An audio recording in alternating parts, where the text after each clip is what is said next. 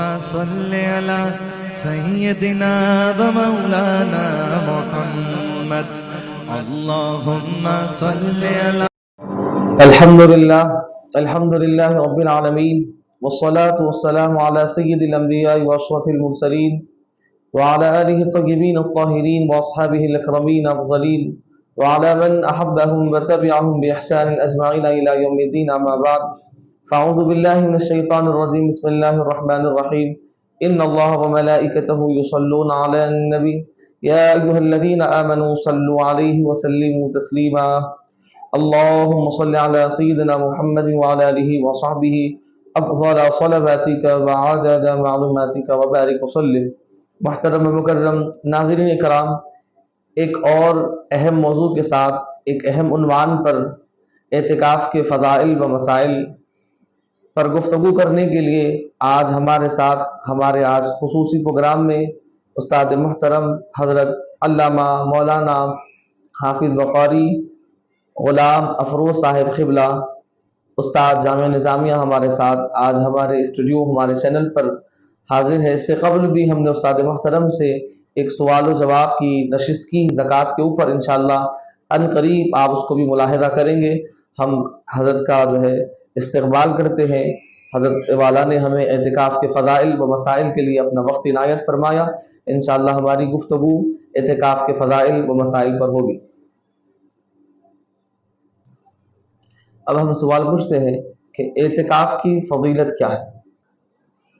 بسم اللہ الرحمن الرحیم. الحمد للہ رب العالمین والصلاة والسلام علی سید الانبیاء والمرسلین وعلی آلہ واصحابہ اجمعین. اعتکاف ایک مخصوص عبادت ہے جس کا تعلق رمضان المبارک سے ہے. اعتکاف وہ عبادت ہے جو سابقہ امتوں پر بھی تھی، اس امت کو بھی عطا کی گئی ہے، لیکن اس کی کیفیت سابقہ امتوں کے لیے الگ تھی.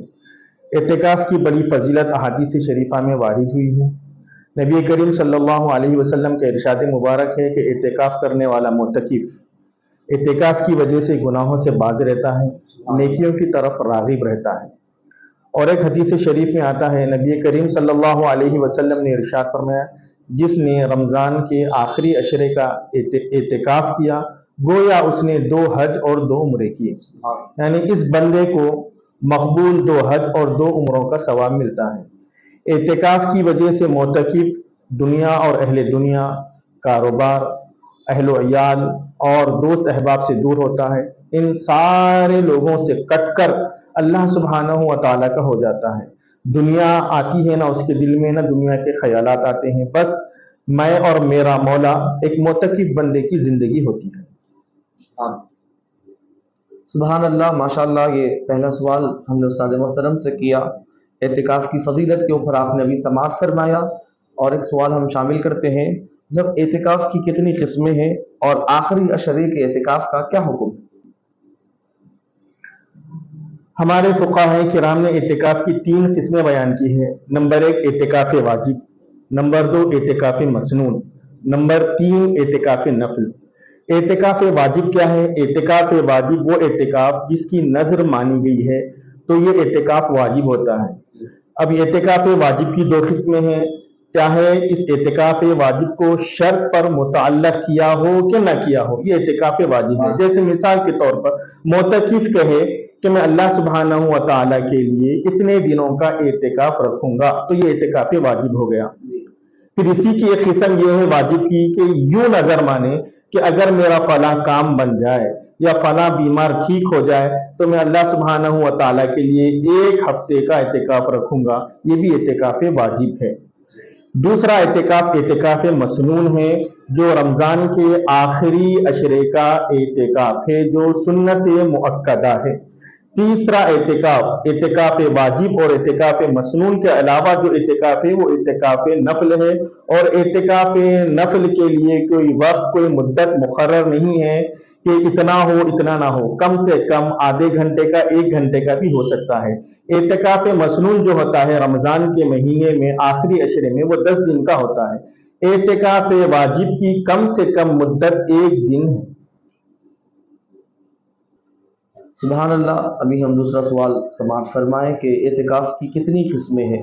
ابھی ہم نے اس کو سماعت کیا. تیسرا سوال ہم شامل کرتے ہیں क्या रोज़ा रखना एतिकाफ के लिए शर्त है या फिर बगैर रोज़े के भी एतिकाफ कर सकते हैं? क्या रमज़ान मुबारक से एतिकाफ खास है या फिर जो है रमज़ान के अलावा भी एतिकाफ कर सकते हैं? एतिकाफ वाजिब और एतिकाफ मसनून में रोज़ा शर्त है। जी। बगैर रोज़े के ना एतिकाफ वाजिब होता है ना एतिकाफ मसनून होता है, यानी रमज़ान के आखिरी अशरे का एतिकाफ भी बगैर रोज़े के नहीं होता। जिसने रोज़ा नहीं रखा उसका एतिकाफ मुनाकिद नहीं हुआ। बगैर एक दिन 10 दिनों में से एक दिन भी किसी बंदे ने रोज़ा नहीं रखा तो उसका एतिकाफ मुनाकिद नहीं हुआ। अलबत्ता एतिकाफ नफल के लिए रोज़े की ज़रूरत नहीं है। इसका बाद हम और एक सवाल शामिल करते हैं, एतिकाफ बालिग मर्द और बालिग औरत ही का एतिकाफ होगा? बालिग होना बुलूग एतिकाफ के शराइत में से नहीं है। मुसलमान होना, आखिल होना, हैद और निफास और जनाबत से पाक होना ये शर्त है। नाबालिग बच्चा लड़का जो सिन्ने तमीज़ को पहुंचा हुआ है, 12, 13, 11 साल का है, तो उसका भी एतिकाफ मुनाकिद हो जाता है, और वो एतिकाफ रख ले तो उसका एतिकाफ मुनाकिद हो जाता है। लेकिन ऐसे लड़के के साथ कोई बालिग मर्द या बालिग साहिब उसके साथ बैठे ताकि वो एतिकाफ मसनून को अदा करे, क्योंकि बाज़ फुक़हा किराम फरमाते हैं कि नाबालिग का एतिकाफ नफल होता है, मसनून नहीं। सुभान अल्लाह। हम और एक सवाल शामिल करते हैं, एतिकाफ किन किन वजह से टूट जाता है? बिला ज़रूरत एतिकाफ में बैठने वाले मोतकिफ को मस्जिद से बाहर निकलने की ज़रूरत नहीं है। बिला ज़रूरत बिला उज़्र के मोतकिफ मस्जिद से बाहर आ जाए तो इसका एतिकाफ टूट जाता है। फुक़हाए किराम फरमाते हैं कि दो ज़रूरतों की वजह से, दो हाजत की वजह से बंदा मोतकिफ मस्जिद से बाहर आ सकता है। नंबर एक, इसको तबई हाजत हो यानी बौलो बरास के लिए तो वह मस्जिद से बाहर आ सकता है, या उसको शरई हाजत हो जैसे नमाज जुमा का क़ियाम करना है, नमाज जुमा पढ़ना है, तो बाहर आ सकता है। लेकिन अब मौजूदा वक्त में हर मस्जिद में इसका अहतमाम है। इंसानी ज़रूरियात और इंसानी हाजत का भी लिहाज होता है। मसाजिद के अंदर वॉशरूम वगैरह होते हैं तो मस्जिद से निकलने की ज़रूरत नहीं है। और इसी तरह हम देखते हैं कि तमाम ही मसाजिद में जुमा का अहतमाम भी होता है, तो जिस मस्जिद में वो इत्तिकाफ बैठा हुआ है वो मस्जिद से निकलकर उसे नमाज जुमा के लिए किसी और मस्जिद को जाने की ज़रूरत नहीं है। हाँ, अगर वहां नमाज जुमा नहीं होती है, सिर्फ 5 वक्ता नमाजें होती है, तो फिर वो निकल सकता है। इसके अलावा मोतकिफ आज के वक्त में, आज के दौर में मस्जिद से निकलेगा तो उसका इत्तिकाफ टूट जाएगा। और इसी तरह इत्तिकाफ टूटता है सोहबत करने की वजह से, जुनून और पागलपन तारी हो जाने की वजह से, या बीमारी या खौफ की वजह से भी अगर मोतकिफ मस्जिद से बाहर आ जाए तो इसका इत्तिकाफ टूट जाता है। हमारे फुक़हा यहाँ तक सराहत करते हैं, ये उस दौर की बात है जब मसाजिद वगैरह के आसपास जो है बाथरूम वगैरह नहीं होते थे, वॉशरूम नहीं होते थे, तो बैतुल खला वगैरह दूर होते थे या किसी मस्जिद में होते नहीं थे। बंदे को मोतकिफ को जो है मस्जिद से निकलकर अपने घर को जाना पड़ता था ज़रूरत से, हाजत से फारिग होने के लिए। तो हमारे फुक़हा फरमाते हैं कि अगर उस बंदे के 2 घर हैं मोतकिफ के, एक करीब है एक दूर है, तो वो मोतकिफ बंदा करीबी घर जाकर अपनी हाजत से फारिग होकर आए। करीबी घर के रहते हुए दूर के घर को जाएगा तो उसका इत्तिकाफ फासिद हो जाएगा। माशाअल्लाह, सुभानअल्लाह। ये है उस्ताद मोहतरम हज़रत अल्लामा मौलाना हाफ़िज़ ग़ुलाम अहमद अफरोज़ साहब। हम उस्ताद जामे निज़ामिया, हम एक बार फिर हज़रत का खैर मक़दम करते हैं। और हज़रत ने अल्हम्दुलिल्लाह हमको ज़कात के ऊपर हमें जो है रिकॉर्डिंग दी थी, और फिर हज़रत ने जो है एतिकाफ़ के ऊपर हमें रिकॉर्डिंग दे रहे हैं। हम हज़रत का बेइंतहा शुक्र अदा करते हैं कि आपका बहुत बहुत शुक्रिया। आइए हम एतिकाफ़ के सवाल और जवाब के इस सेशन में आगे बढ़ते हैं। हज़रत ये फरमाइए, एतिकाफ़ में सबसे ज़्यादा इबादत कौन सी करनी चाहिए?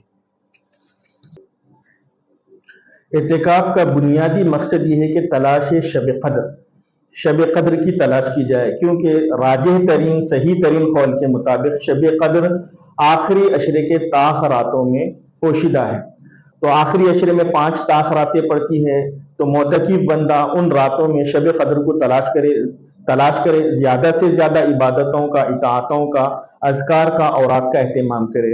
ऐसी कोई ख़ास इबादत जो है मोतकिफ के लिए नहीं है, बल्कि जो इबादत तिलावत कुरान करे, तहज्जुद पढ़े, अज़कार और औरात करे, दुरूद शरीफ की कसरत करे, और ख़ास कर जो है مناجات کرے، دعا کرے اپنے لیے، اپنے ماں باپ کے لیے، اپنے گھر والوں کے لیے، بھائی بہن کے لیے، دوست احباب کے لیے، رشتہ داروں کے لیے اور تمام مسلمانوں کے لیے۔ خاص طور پر اب اس وقت ہم جو وقت سے گزر رہے ہیں، اہل فلسطین کے لیے اور مسجد اقصیٰ کے لیے خاص طور پر دعاؤں کا اہتمام کرے۔ یہ معتکف بندے کو جو ہے یہ اعمال کرنا چاہیے، کیونکہ معتکف جو ہے اعتکاف میں رہنے کی حالت میں اللہ سبحانہ و تعالیٰ کے سے زیادہ قریب ہوتا ہے بنسبت دیگر بندوں کے۔ تو ان عبادات کا، ان اذکار کا، ان اورات کا زیادہ سے زیادہ اہتمام کریں۔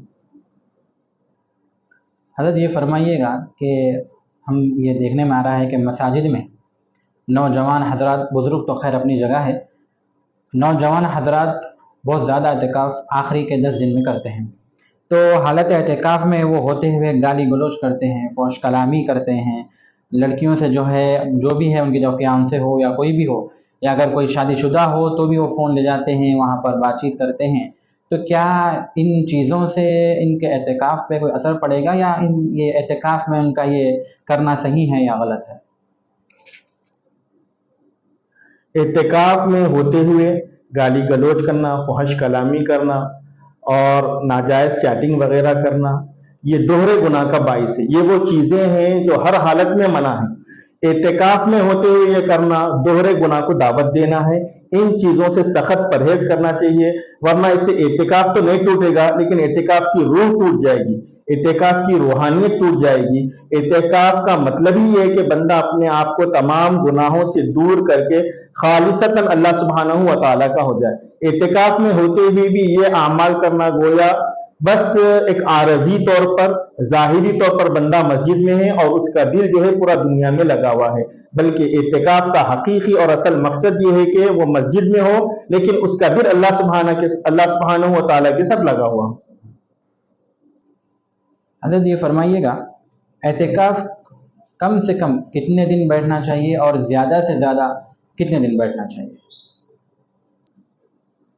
اعتکاف مثلاً سنت موقدہ جو اعتکاف ہے وہ تو رمضان کے آخری عشرے کا اعتکاف ہے، پورے 10 دن یا 9 دن جو پڑھتے ہیں وہ اعتکاف مسنون ہوگا۔ اس کے علاوہ اگر بھی 5 دن 6 دن کا بھی رکھیں گے تو وہ اعتکاف نفل ہوگا، مسنون نہیں ہوگا۔ اور اعتکاف نفل کے بارے میں جو بتایا گیا ہے کہ اس کے کم سے کم کی کوئی مدت مقرر نہیں ہے، وہ 1 گھنٹے کا بھی ہو سکتا ہے، آدھے گھنٹے کا بھی ہو سکتا ہے، بلکہ جب کبھی بندہ مسجد میں داخل ہو تو یوں نیت کر لے نویت سنت الاعتکاف، تو وہ معتکف ہو گیا، یعنی نفل اعتکاف میں آ گیا۔ حضرت ہم جس طرح دیکھ رہے ہیں کہ اعتکاف میں مرد حضرات تو مسجد میں بیٹھتے ہی بیٹھتے ہیں، بعض ایسے مسالک کے مساجد ہیں جہاں مرد بھی بیٹھتے ہیں اور عورتیں بھی بیٹھتے ہیں، ظاہر ہے کہ ان کا کالم الگ ہوگا، ان کا سپریٹ الگ جو ہے سیکشن ہوگا مسجد میں۔ تو یہ عورتوں کا مسجد میں آ کے اعتکاف کرنا یہ بہتر ہے، یا گویا کہ ان کے گھر میں کونے سے کونے کمرہ لے کر ایک اچھا سا، مطلب ان کے گھر میں جو روم ہوگا، کونے کا روم ہوگا یا جو بھی روم کا روم ہوگا، وہاں کرنا بہتر ہے؟ دونوں میں افضل کون سا ہے؟ خاتون اور عورت کے لیے اعتکاف اس کے گھر میں، اس جگہ، اس کمرے میں سب سے افضل اور بہتر ہے، جو وہ جگہ اور وہ کمرہ جس کو خاتون نے 5 وقتہ نمازوں کے لیے، عبادت کے لیے، اذکار کے لیے خاص کر رکھا ہے، اس کمرے میں اعتکاف کرنا اس کے لیے افضل ہے۔ اگر ایسا کوئی کمرہ اور ایسی کوئی جگہ مختص نہ ہو، خاص نہ ہو، تو اعتکاف کے ایام آنے سے پہلے وہ جگہ کو خاص کر لے۔ اگر اس کا اعتکاف کرنے کا ارادہ ہے تو اس میں جا کر اعتکاف کرے۔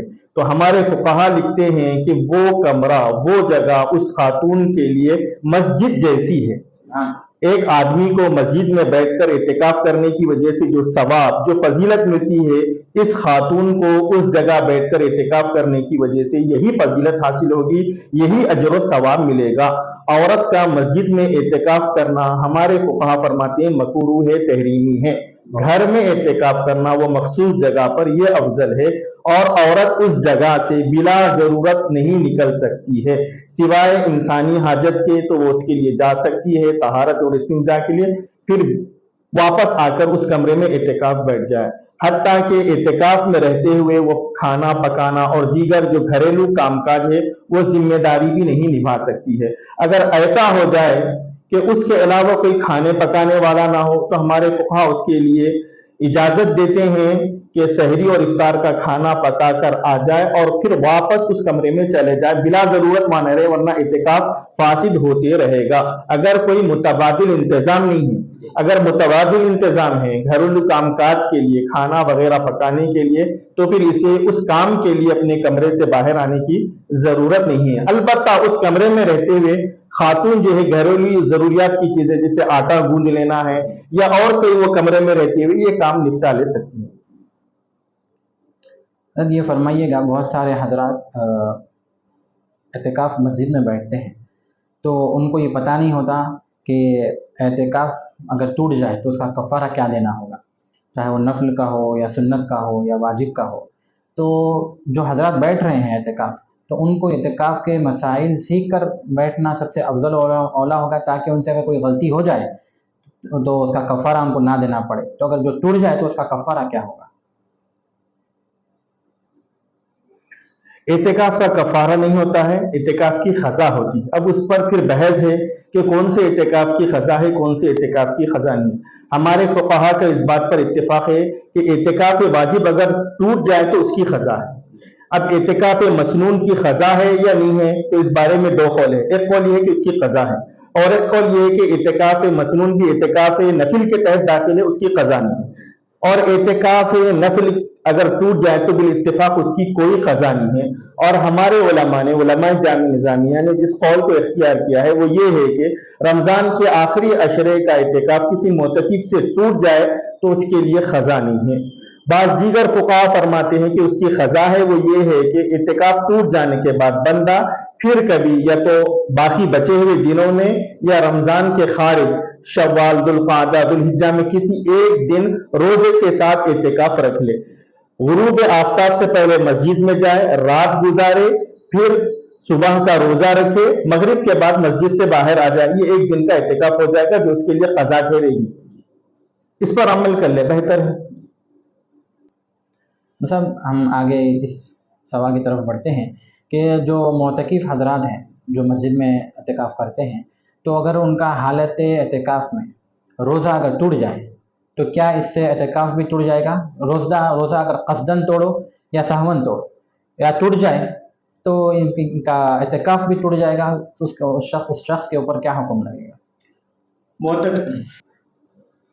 اعتکاف میں رہنے والے صاحب اگر اپنا روزہ قصدن توڑ لیے ہوں یا سہون ٹوٹ گیا ہو یا خطأً ٹوٹ گیا ہو تو ان کا اعتکاف بھی ٹوٹ جاتا ہے، کیونکہ اعتکاف مشروط ہے روزے کی شرط کے ساتھ۔ اذا فات الشرط فات المشروط، جب شرط ختم ہو گئی تو مشروط بھی ختم ہو جائے گا، تو ان کا اعتکاف بھی ٹوٹ جائے گا۔ مطلب ایک اہم سوال ہم کرتے ہیں، سوال یہ ہے کہ مطلب اعتکاف کی تعریف کیا ہے، اور اس کے ساتھ مطلب اور ایک سوال بھی ایڈ کرتے ہیں کہ معتکف کس وقت میں مسجد کو جائے اور کتنے دن وہاں پر ٹھہرے۔ اعتکاف کی تعریف یہ ہے کہ مومن بندے کا مسجد میں عبادت کی نیت سے اللہ سبحانہ و تعالیٰ کی رضا کے لیے ٹھہرنے کا نام اعتکاف ہے۔ معتکف کو چاہیے کہ 20 رمضان المبارک کے دن بعد اثر غروب آفتاب سے پہلے یعنی سورج کے ڈوبنے سے پہلے نیت کر کے مسجد میں داخل ہو جائے، آخری عشرے کا مکمل قیام مسجد میں کرے، جب عید کا چاند نظر آ جائے اور اس کو یقین ہو جائے کہ عید کا چاند نظر آ گیا ہے تو اس کے بعد مسجد سے باہر آ سکتا ہے، اپنے گھر کو جا سکتا ہے۔ تب بھی ہمارے فقہا یہ لکھے ہیں کہ عید کی نماز پڑھ کر آنا معتکف کے لیے افضل ہے، بہتر ہے، لیکن اسے آنے کی اجازت ہے، رخصت ہے عید کا چاند نظر آ جانے کے بعد۔ الحمدللہ تمام سوالات مکمل ہو چکے ہیں، اور بہت ہی خوبصورت انداز میں اور بہت ہی مختصر اور جامع انداز میں ہمارے استاد محترم نے جو ہے آپ کو جوابات عنایت فرمایا۔ میں حضرت سے پھر ایک بار آپ کا شکریہ ادا کرتا ہوں اور یہ گزارش کرتا ہوں کہ آپ دعا فرمائیں۔ الحمدللہ رب العالمین والصلاة والسلام علی سید الانبیاء والمرسلین وعلی آلہ واصحابہ اجمعین۔ اللہم اصلح قلوبنا وازل عیوبنا وتولنا بالحسنى وزينا بالتقوى واجمع لنا خير الآخرة والأولى وارزقنا طاعتك ما أبقيتنا ربنا آتنا في الدنيا حسنة وفي الآخرة حسنة وقنا عذاب النار برحمتك يا أرحم الراحمين والحمد لله رب العالمين۔